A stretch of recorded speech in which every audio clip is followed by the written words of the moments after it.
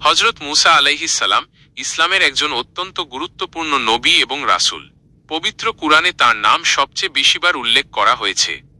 তিনি এমন এক সময় জন্মগ্রহণ করেন যখন মিশরের ফেরাউন বনি ইসরায়েলের পুত্র সন্তানদের হত্যার নির্দেশ দিয়েছিল।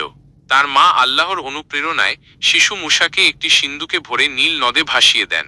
ফেরাউনের স্ত্রী আসিয়া আলাইহিস সালাম শিশুটিকে নদী থেকে উদ্ধার করেন এবং রাজপ্রাসাদে লালন পালন করেন। আল্লাহর কুদরতে মূসা আলাইহিস সালাম নিজের মায়ের দুধ পান করার মাধ্যমেই পুনরায় মায়ের সান্নিধ্য ফিরে পান। যৌবনকালে এক অনাকাঙ্ক্ষিত ঘটনায় এক কিবতী নিহত হলে মূসা আলাইহিস সালাম মিশর ত্যাগ করে মাদায়েনে চলে যান। সেখানে তিনি নবী শুআইব আলাইহিস সালামের কাছে আশ্রয় নেন এবং তার এক কন্যাকে বিবাহ করেন। 10 বছর পর সপরিবারে ফেরার পথে তুর পাহাড়ের সিনি উপত্যকায় তিনি মহান আল্লাহর সাথে কথা বলার সৌভাগ্য অর্জন করেন এবং নবুয়াত লাভ করেন।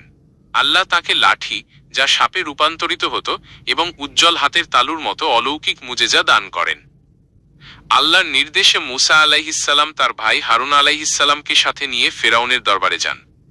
তার দাবি ছিল দুটি, এক আল্লাহর ইবাদত করা এবং বনি ইসরায়েল জাতিকে দাসত্ব থেকে মুক্তি দেওয়া। ফেরাউন তা প্রত্যাখ্যান করে জাদুকরদের সাথে প্রতিযোগিতার আয়োজন করে, কিন্তু মূসা আলাইহিস সালামের লাঠি জাদুকরদের সব ভেলকিবাজিকে গিলে ফেললে তারা সিজদাবনত হয়ে ইসলাম গ্রহণ করে। ফেরাউন বনি ইসরায়েলদের মুক্তি না দিলে মূসা আলাইহিস সালাম আল্লাহর নির্দেশে রাতের অন্ধকারে অনুসারীদের নিয়ে মিশর ত্যাগ করেন। ফেরাউন বিশাল বাহিনী নিয়ে তাদের তাড়া করে। আল্লাহর আদেশে মূসা আলাইহিস সালাম সাগরে লাঠি দিয়ে আঘাত করলে 12টি রাস্তা তৈরি হয়। বনি ইসরায়েলরা নিরাপদে পার হয়ে গেলেও ফেরাউন ও তার সৈন্যবাহিনী মাঝপথে ডুবে মারা যায়।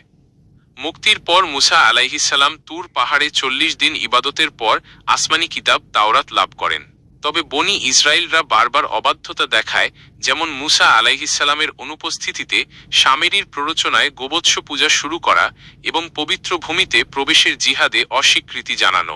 এই অবাধ্যতার কারণে বনি ইসরায়েলরা 40 বছর তিহ প্রান্তরে উদ্দেশ্যহীনভাবে ঘুরপাক খায়।